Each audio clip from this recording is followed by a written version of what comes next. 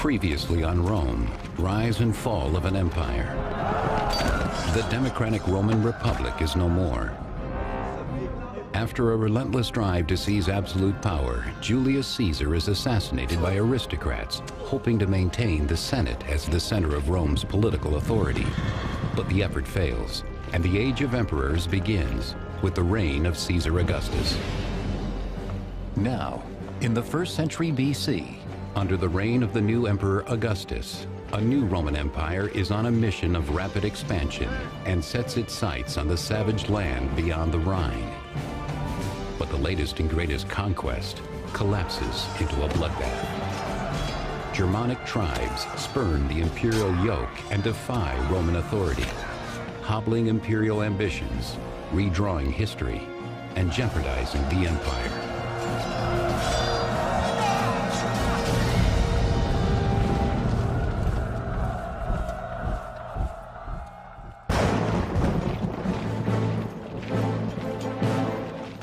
Gaul, 1st century BC. Rome takes its first steps to world domination. Spurred on by unprecedented growth, the empire believes the rest of the world will eagerly bask in its civilizing light. Emperor Augustus consolidates power after the murder of his great-uncle Julius Caesar, and Rome rises and spreads its influence across the known world. Augustus was Julius Caesar's relative who became, in our terms, the first Roman emperor. Augustus saved the Republic in a way that Julius Caesar had been unable to do. This was the beginning of the real peak of Roman power. It was rapidly expanding its imperial frontiers and had had a series of stunning military victories. Many in Rome felt that the state was invincible. The beloved Augustus has triumphed in his difficult task of melding the democratic values of the old republic under the power and leadership of an emperor. Augustus saved the Republic by becoming its #1 and sole leader, in fact, but by saying and convincing other people that the Republic was still what it had always been, a cooperation among people up and down the social ladder for the good of all. After 35 years of successful rule, Augustus sees his greatest achievement as the massive expansion of Roman territory. To him, it is more than simple military conquest. There is a higher mission as well. Romans, after all, are superior. The Romans also felt that they had a mission to take Roman civilization to other people who didn't have it. So they thought that they had a cultural mission to bring law and, as they saw it, justice to people who were living without it, the people they called barbarians. With Gaul successfully becoming a Roman province, the newborn Roman Empire eyes land beyond the Rhine in an area that will come to be called Germania.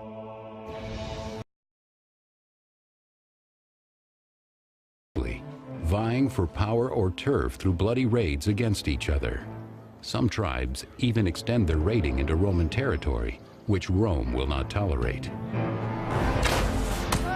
The empire sees these barbarians as savage, unpredictable, dangerous, and worth conquering. There has been much debate about what Rome was doing east of the Rhine. The big question is, was Rome trying to establish a new province between the Rhine and the Elbe, or was Rome simply conducting punitive raids to try to stop incursions that had been coming across the Rhine from the east? Most scholarly opinion now suggests that Rome was really trying to establish a new province. By 9 BC, Emperor Augustus sends General Tiberius on a campaign across the Rhine. The relationship between the Romans and Germans is very problematic. You have people who are willing to work with the Romans and people who hate the Romans. And what this goes back to at times, no doubt, is a jockeying for power among the German tribes within ancient Germany, Germania itself. Tiberius, a well-connected and effective soldier, is heir apparent to the imperial throne. In Germania, he courts a leader of the Cheruscian tribe, seeing a potential ally. The Romans became allies of some of these barbarian groups because those groups wanted Roman help against their fellow barbarian enemies. And the Romans wanted to expand their territorial control and also their, as they saw it, civilizing mission further north. The Cheruscian chieftain welcomes an alliance with Rome, though his people have no interest in Roman ways. They crave the empire's protection and prestige. They had a lot to gain from the relationship with Rome, particularly their ruling elite. Economically, there is access to Roman products. What's more important is that Roman products enable a person to show status. The young Germanic prince, happily playing Roman soldier, will learn to be a shrewd player of Roman politics. Raised in two worlds under the proud traditions of his people and the might and glory of the empire, he will become a Roman officer and a Germanic king. His name is Arminius.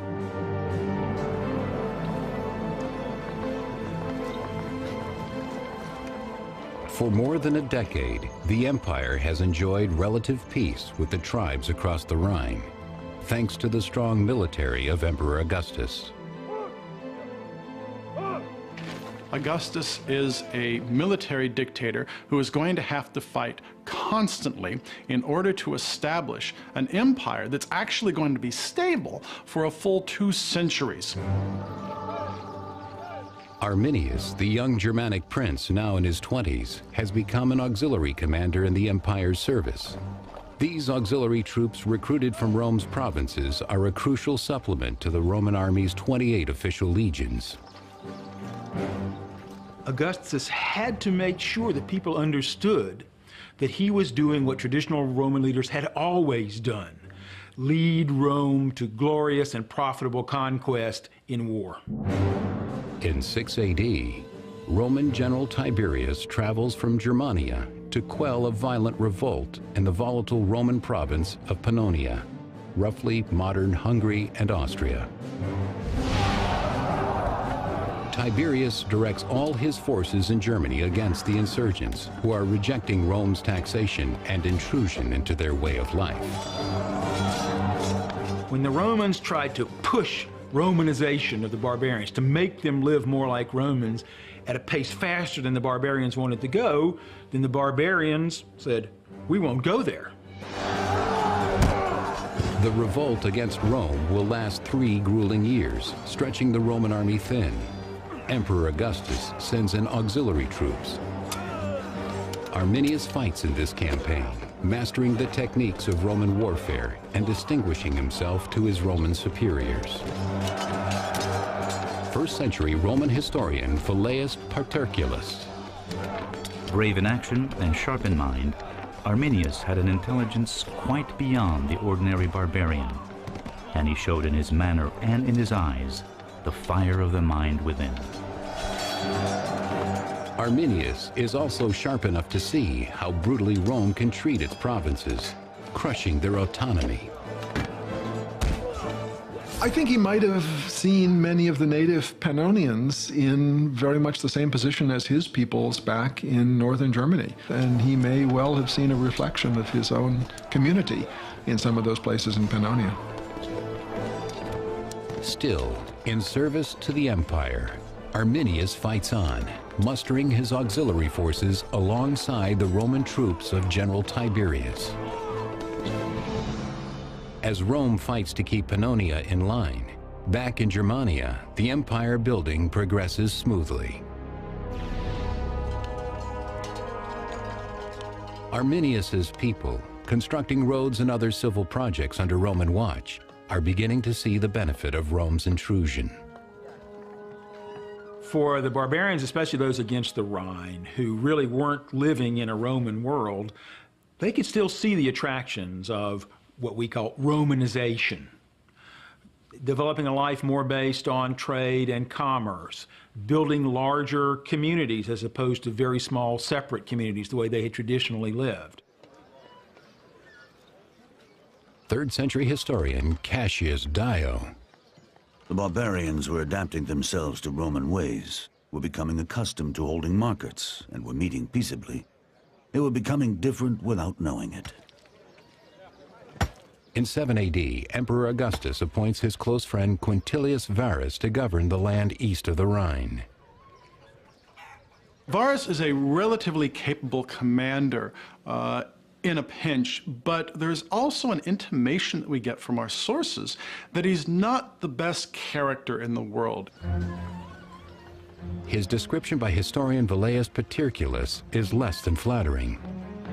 Quintilius Varus was a man of mild character and of a quiet disposition, somewhat slow in mind as he was in body, and more accustomed to the leisure of the camp than to actual service in war. The peaceful situation in Germania suits his relaxed disposition. Varus has befriended Arminius, who has returned to Germania and his people as a respected Roman citizen. In Arminius, Rome sees a strong ally and lasting peace. The Germans play by Rome's rules, but only to keep the Romans off their backs. The Germans weren't happy about being forced to go to Roman courts and let a Roman decide their disputes, for which they had long-standing, homegrown ways of solving their problems with. The resentment begins to build, even though the surface looks calm, according to Velleius. The Germans are a race to lying born. By trumping up a series of fictitious lawsuits, provoking one another in disputes, and settling quarrels by law rather than arms, they appear to express their gratitude to Roman justice, while pretending their own barbaric nature was being softened. Varius had experience governing people who'd been used to being governed. Nothing could be farther from the experience and the expectations of the Germanic peoples. The intrusion, according to historian Cassius Dio, pushes Arminius and the other tribal leaders to action. Besides issuing orders to them as if they were actually slaves of the Romans, Varus extracted money as he would from subject nations. To this, they were in no mood to submit, for the leaders longed for their former power, and the masses preferred their former ways. So when the Germanic peoples along the Rhine decided they'd had enough of Varus and his haughty administration, his imposition of Roman ways, especially in court, they decided to fool Varus, to get rid of him. And no one is in a better position to do that than Arminius. For 3 years, Roman General Tiberius has been struggling to crush a violent rebellion in the province of Pannonia.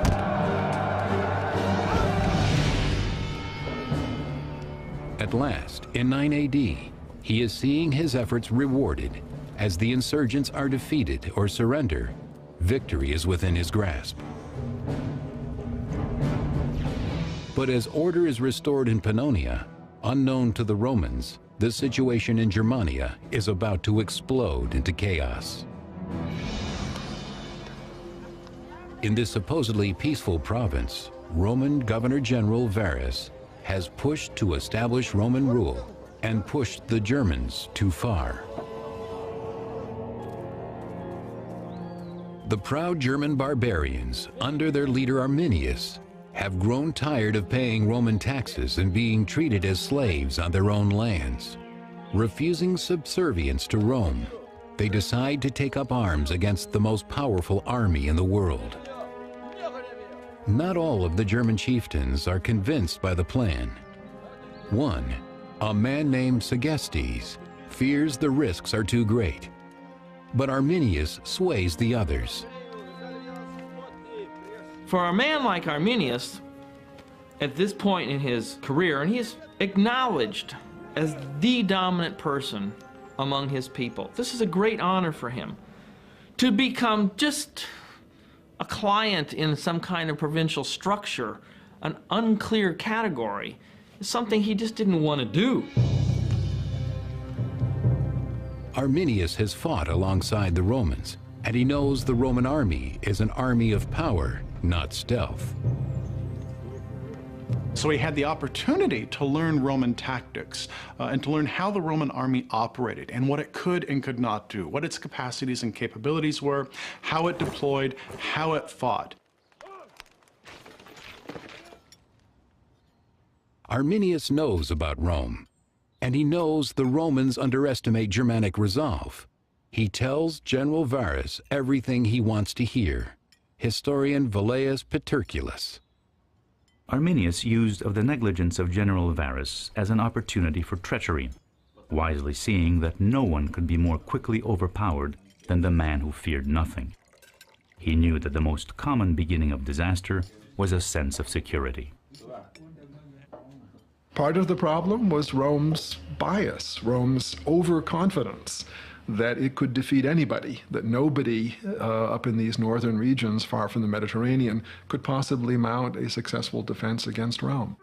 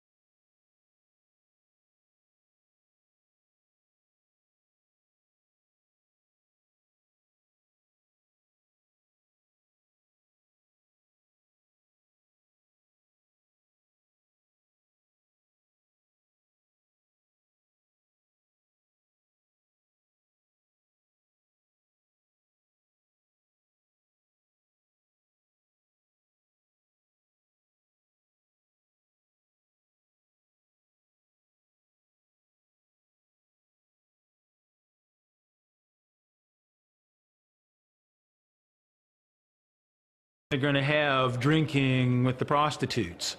The last thing on their mind is immediately forming up into battle formation. In the midst of his preparations, Varus receives a visitor. His old friend Arminius, now in service to Rome, has just returned with news of a tribal conflict to the west.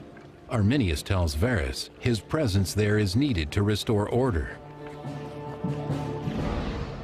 The supposed uprising is in an unfamiliar territory called Calcrisa, but it's only a short detour from the Roman fort at Haltern, Varus's intended destination.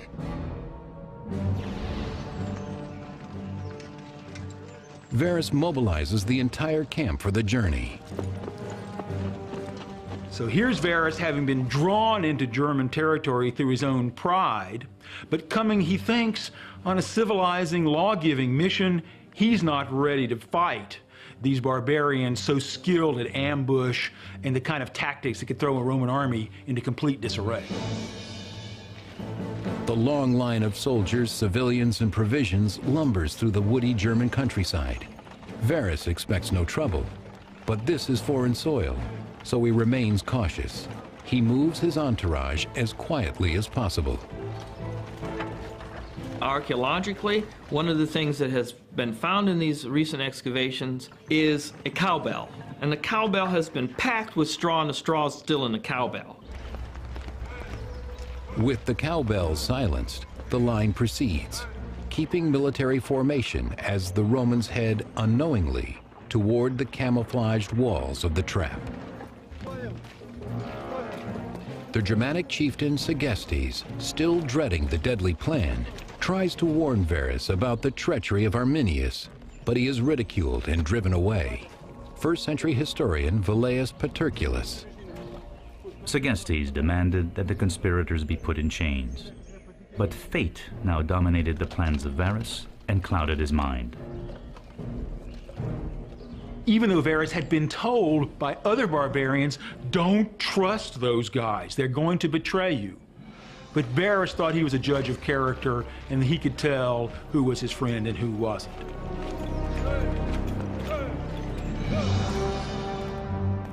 While Varus leads his legions into the trap, General Tiberius returns to Rome from his hard-won success in Pannonia. For Emperor Augustus, the victory of Tiberius proves the supreme might and power of his empire, an empire believed to be invulnerable. As the Roman Governor-General Varus moves his troops westward to their fortress, he makes a detour to settle an uprising his friend Arminius reported to him. In truth, Varus is being led into a trap deep in the Teutoburg forest, in an area known as the Calcrisa Woods. They had to stay on a very narrow track of sandbars with, on either side of them, marshy forested environment, very difficult places of passage. It seems that the Roman column had to become narrower. Roman soldiers were accustomed to marching 6 or 8 abreast. They probably had to change and march maybe 4 or 2 abreast here. The soldiers are further hindered by the burdens of their wives and families, who are making the march with them to the new fortress. They would have had very difficult going as the passageway became muddier, it became wetter.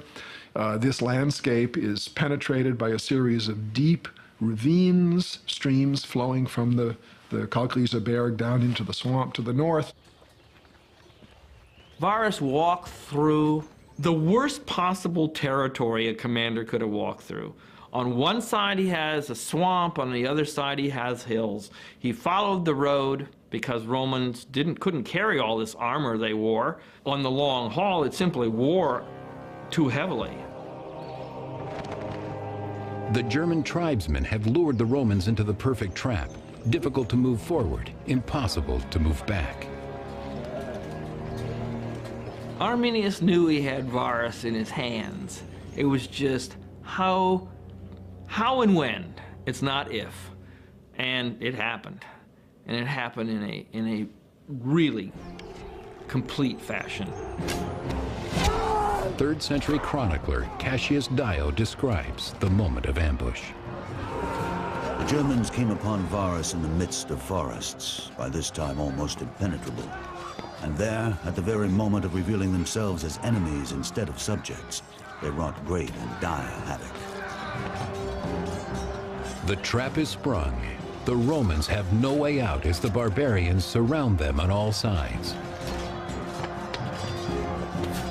So you're bare out there. You have just your armor on, if that, and you are going to quickly be decimated in terms of your ranks. And the Romans had no room because the path was too narrow to deploy. The line of troops and their entourage could have stretched 2 miles long.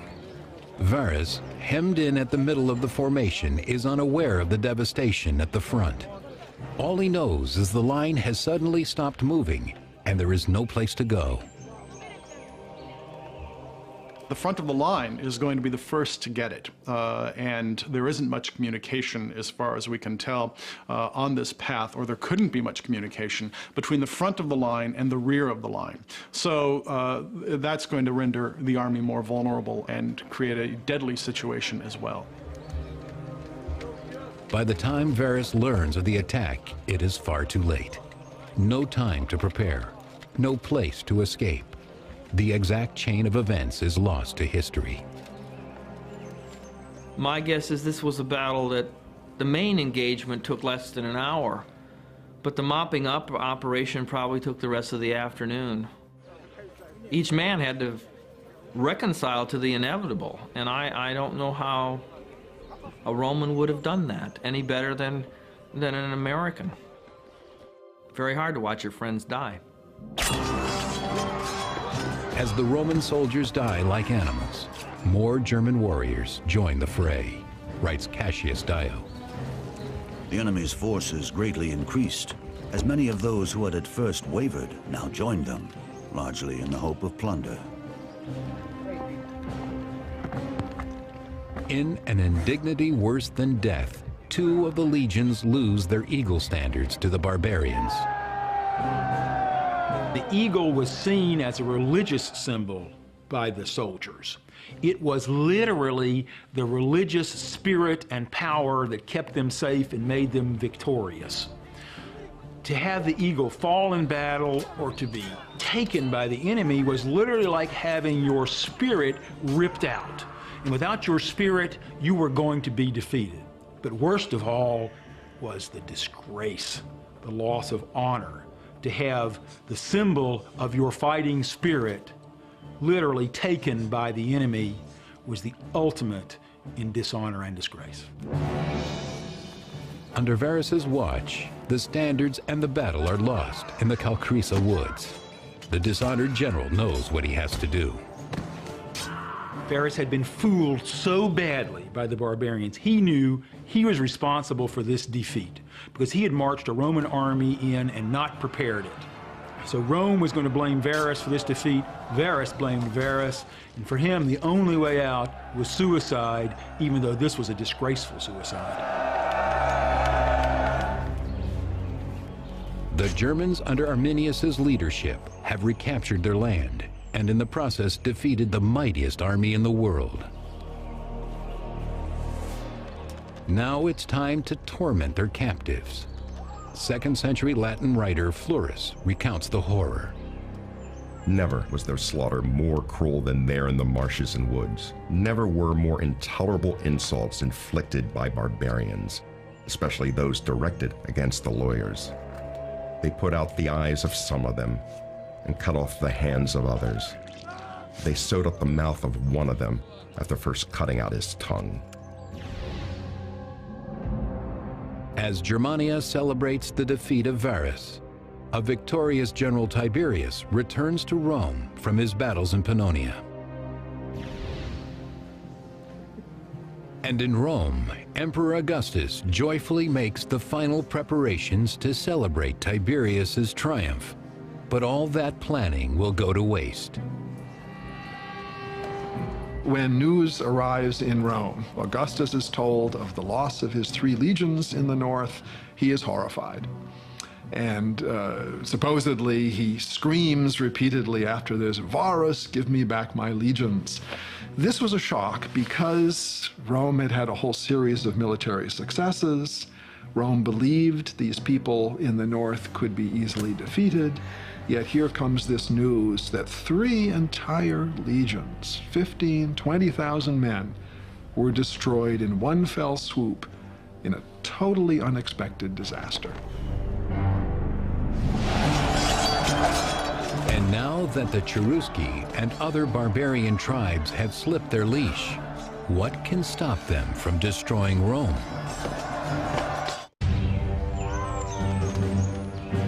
As Varus's Roman legions are destroyed in the north, General Tiberius returns to Rome to celebrate his victory in Pannonia. But instead, he finds Emperor Augustus shattered at the news of the terrible loss in the north. Barbarians across the Rhine have massacred 3 entire Roman legions under Governor General Varus. Varus's disaster meant to Augustus that Augustus's plan to push the northern frontier of the Roman Empire further had failed, and that they were always going to have to deal with these ferocious peoples on their frontiers who at any time might want to come into the Roman Empire either to live or to raid. The blow to Rome is a severe one, and it cannot go unanswered. Arminius had struck a significant blow to Roman morale and Roman pride and Roman honor, and that had to be avenged. Losing 15,000 to 18,000 men from a strike force of legionnaires of 150,000 is similar, I think, to the United States Army today losing 60,000 men. We have about 600,000 men under arms. If we lost a tenth of them, we lost 60,000 men in one day. I think it'd make the evening news. To restore Rome, General Tiberius mobilizes his exhausted troops. Tiberius is sent along with 8 legions and auxiliary armies to reinforce the Rhine frontier and Gaul. Fortunately, Rome appears safe for now. The Germans show no sign of hostility at the borders. But the Romans have learned how crafty the Germans can be, and so they stay vigilant, even at home. Guards are stationed throughout the city. And it was a severe blow to Rome as a city, as a society, to know that these peoples of the north, whom it had regarded through the writings of Caesar and Tacitus and others as being far inferior to Rome militarily, were able to deal this devastating blow. Mighty Rome, the apex of Western civilization, suddenly feels vulnerable. Every foreign citizen or visitor is now suspect, a potential terrorist. Augustus, fearing a sympathetic uprising among the Germans in Rome, expels them. While all of Rome quakes with fear, the Germans beyond the Rhine are jubilant. Arminius celebrates his victory over Rome by taking a bride, Thusnelda. She is the daughter of rival chieftain Segestes, who had tried to warn Varus of Arminius's treachery. Very much against her father's wishes, she allowed herself to be kidnapped by Arminius. Because German women were strong, they would kill their men if they were retreating from battle. They saw themselves as worthwhile. They wanted to be allied with the best possible man. Thusnelda, that was Arminius' wife's name, saw Arminius as the very best man among the Germans, and she wanted nothing less for herself. The victory against the Roman legions has earned Arminius tremendous clout. Now, as king of the Cheruscian people, he forms a coalition of tribal leaders. Arminius thought that this spectacular defeat would give him the purchase, the fame, to be what the Germans had never had, a king over everyone.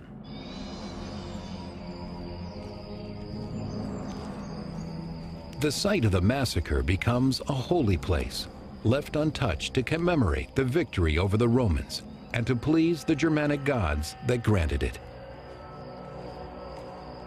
The Germans worshipped in groves, as far as we know. They kept images and various statues and animal totems in their forest. And actually, this idea of totemism appears to have been something fairly important for the Romans too, but more so perhaps for the Germans.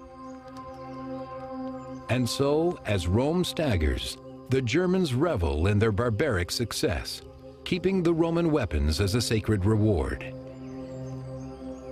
Things like swords and spearheads and shields took a lot of time and a lot of material to make. Economically, they were very precious, but it does seem that in many of these circumstances, their ritual value was more important.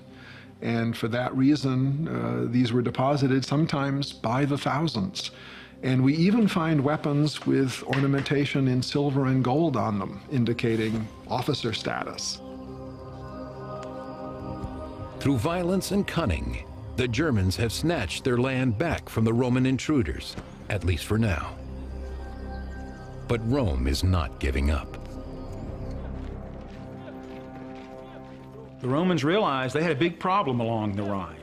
And after they were able to regroup, which meant finding more soldiers, trying to build new alliances with the barbarians, they began, after some time, to send expeditions across the Rhine, both to try to pacify the area, but also to regain their lost honor, because the defeat of Varus had been so disgraceful.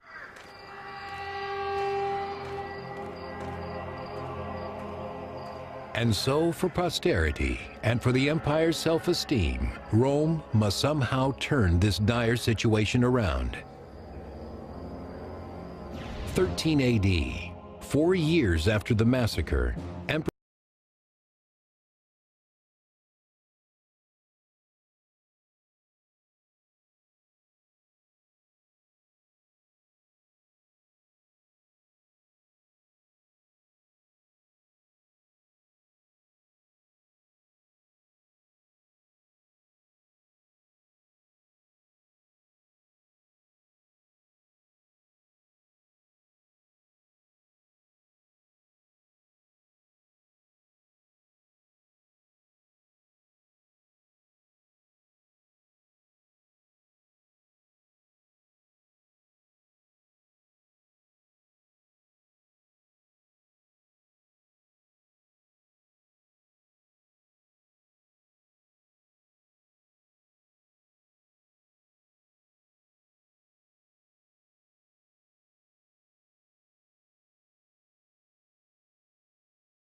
consequences of Rome's defeat, his dream of empire unfulfilled. With no sons of his own, Augustus names Tiberius as his successor. Tiberius will take his place as emperor and try to win back honor for Rome and Augustus. Augustus had gloried in a whole series of successful military campaigns. He never recovered psychologically from this blow. He died a few years later. And this, in many ways, seems to have destroyed what he felt was his legacy. Augustus, who devoted his life to Romanizing the world, dies a failure. What was lost in Germania can never be recaptured. But still, the Germans must pay for this humiliation. A bloody and humiliating defeat beyond the Rhine has brought glory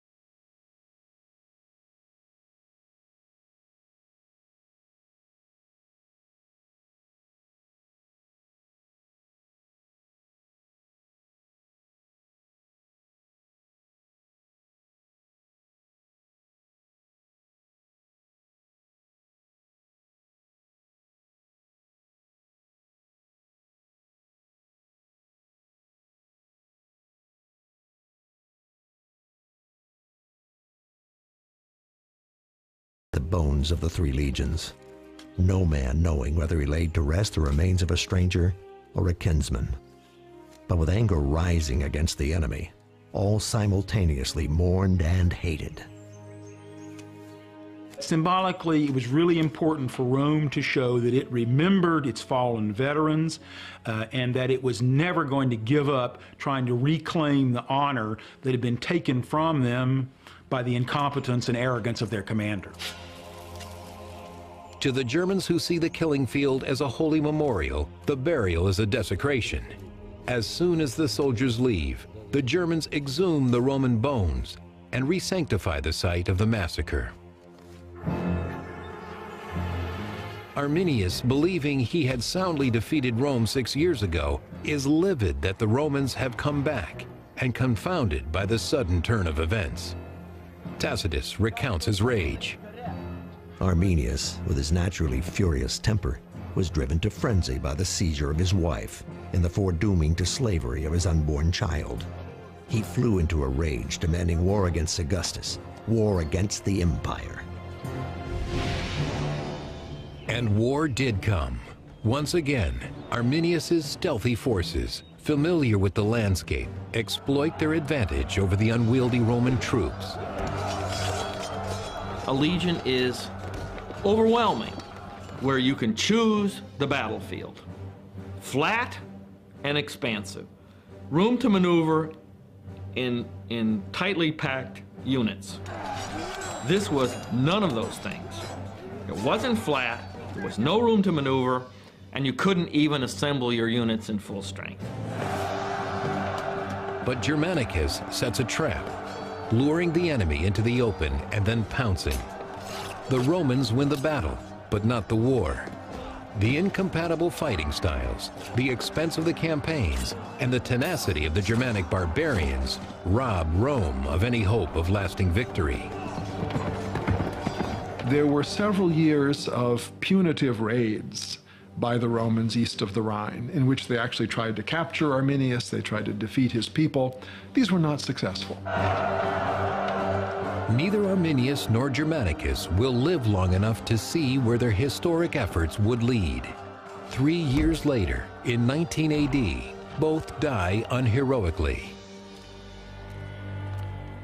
Germanicus succumbs to illness, though some say he is poisoned by a rival in the bitter political jungle Rome has become. That same year, Arminius is killed by his own people when he oversteps his authority. Arminius was really devoted to both German liberty and his own self-advancement. Arminius wanted to be the king of the Germanic barbarian tribes. They didn't want a king. They wanted autonomy, and Arminius had given them that, and in the process, changed the shape of Rome. We could think of this battle as being the battle that truly stopped Roman expansion at that point. Had the battle not happened, who knows how far eastward Rome might have conquered, through all of Germany, into Poland, possibly even eastward into Russia. We just don't know.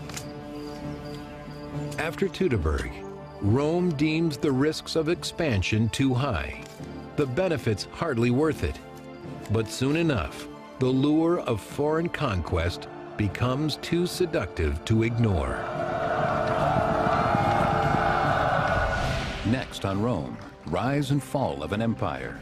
In 47 AD, Emperor Claudius leads a campaign to the edge of the known world, the mysterious island